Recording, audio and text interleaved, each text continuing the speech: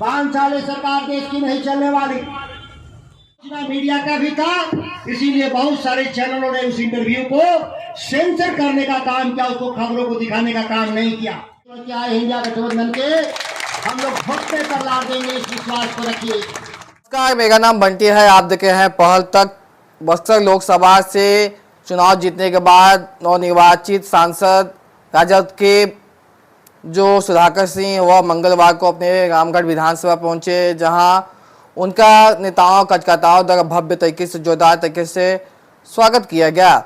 इस बीच उन्होंने खुले मन से जनता को संबोधित करते हुए एनडीए की ढीली ढाली सरकार पर जमकर निशाना साधा है। उन्होंने कहा कि एनडीए की सरकार 5 साल तक नहीं चलने वाली है। वह विगत 8 से 12 महीने के बीच एनडीए की सरकार गिर जाएगी। इसके साथ ही उन्होंने कहा कि जब मैं 2 दिन तक दिल्ली में रहा तो कई दर्जनों मीडिया के साथियों ने मेरा इंटरव्यू लिया, लेकिन किसी भी चैनल पर मेरा आवाज़ नहीं दिखाया गया।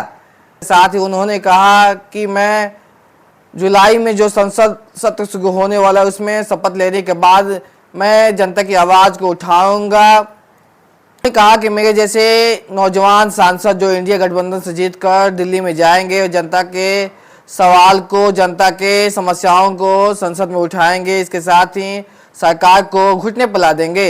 इसके साथ ही उन्होंने कहा कि मैंने सुना है कि महात्मा गांधी और बाबा साहब की जो प्रतिमाएं हैं संसद भवन के बाहर लगा दी गई है। इसके बारे में जानकारी मुझे मिली है। जब दिल्ली में जाऊंगा तो इसकी तहकीकात भी करूंगा और सरकार से सवाल भी उठाया जाएगा।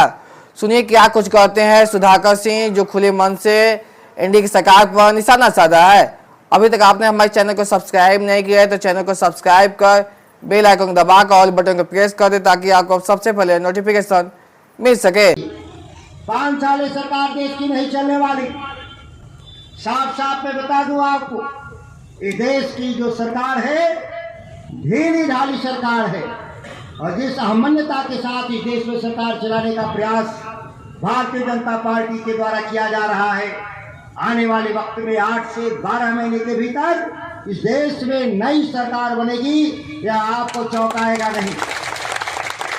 इस मंच से मैं कह रहा हूं, दुर्गावती के मंच से सैकड़ों फेसबुक और डिजिटल मीडिया के लोगों कैद कर रहे हैं मेरे भाषण को।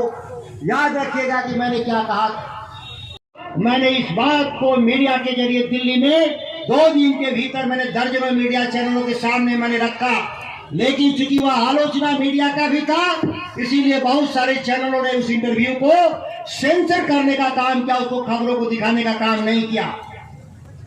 जिस दिन देश में चुनाव हो रहा था, अगर उस दिन कहा होता देश की मीडिया के लोग, बुद्धिजीवी लोग, कि एनडीए और भाजपा 290 लाने वाली है, तो इस देश की जनता उनको 190 पे तब्दील करने में कोई हिचकती नहीं। शपथ भी नहीं हुआ है। अगले जुलाई में आप देखेंगे जब सदन चलेगा तो डंके के चोट पे मैं कह रहा हूं कि देश की सरकार को चंद दिनों में ही मेरे जैसे नौजवान सांसद देश में चुन के आए इंडिया गठबंधन के, हम लोग भोटते पर ला देंगे, इस विश्वास को रखिए। इस देश में समाजवादी सरकार, धर्मनिरपेक्ष सरकार की बात संविधान के जरिए हुआ था, सुनने में आया है। मैं अभी देखा नहीं कि महात्मा गांधी और BR अम्बेडकर की मूर्तियां देश की संसद से बाहर कर दी गई हैं। यह मैंने दिल्ली के सड़कों पे मैंने कई महत्वपूर्ण सांसद सदस्यों के द्वारा मैंने सुना है। 18 तारीख को जब हम लोग उम्मीद है कि शपथ लेने जाएंगे तो इस बात की तहकीकात भी करेंगे। अगर ऐसा हुआ तो एक लंबा संघर्ष देखेगा यह देश।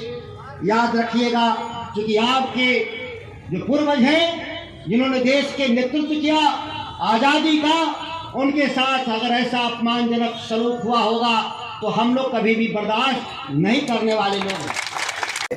अगर आपको यह वीडियो पसंद आया तो वीडियो को लाइक करें, कमेंट करें और शेयर करें।